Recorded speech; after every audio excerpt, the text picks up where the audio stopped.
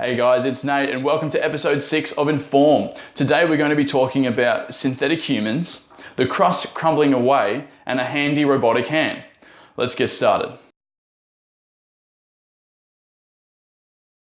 In our first story today, we're going to be talking about synthetic humans, where scientists are currently considering constructing a synthetic human genome. Basically, that means that scientists would chemically construct their own DNA.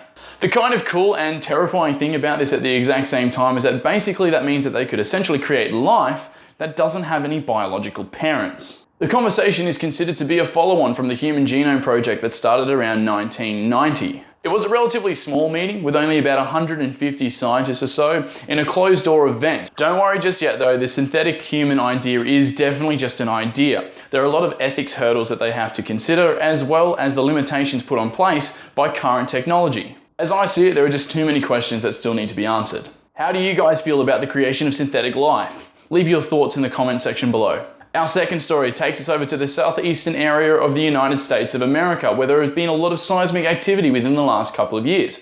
This is quite unusual as this area doesn't reside on the border of a boundary. Basically, this means that it doesn't sit on the edge of a tectonic plate, because as they move, friction builds up over time, and this release is what causes seismic activity such as earthquakes. X-ray images were used to construct a 3D model of the crust in that area, and scientists identify a couple of anomalies within the thickness and the density of the crust. Scientists speculate that because of these different thicknesses and densities within the area, gravity actually will affect them differently. And as the crust starts to crumble away at different rates, the plate tries to rebalance and shuffle itself on the more liquid mantle. Kind of think about it like this. You're a server at an event with a massive plate full of food.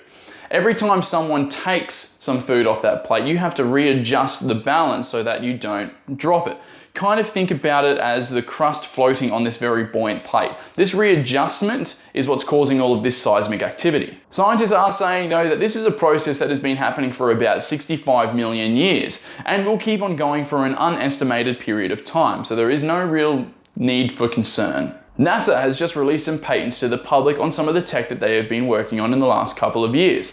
They are hopeful that by doing this, they will foster a new era of entrepreneurship as well as excite some economic competitiveness. The 56 now public patents consist of technology for engines, spacecraft propulsion systems, gas filtration systems, as well as cheaper and easier methods for the construction of carbon nanotubes and aerogel, which are two incredibly strong materials. Before being released to the public, however, all of the patents are reviewed and assessed to make sure if they should actually be released to the public or if they should be kept secret. NASA is excited to see how independent individuals use this technology on Earth, as most of the patents is for tech to be used in outer space. Unfortunately, you're not going to be able to use this technology to take over the world or to become the richest man alive. Hands are really difficult to engineer, but a group from the University of Washington have been able to engineer the most capable 5-fingered robotic hand of all time.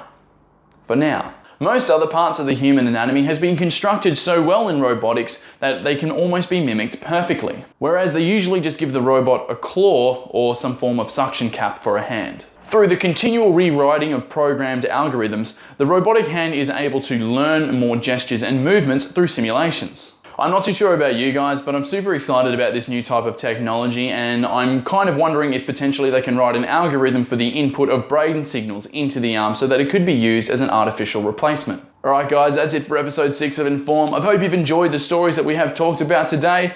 If you want to read up on them more, I will definitely leave links for the articles in the description below. If you have any questions and can't be bothered reading those articles, definitely ask me some questions in the comments. And as usual guys, thanks for watching.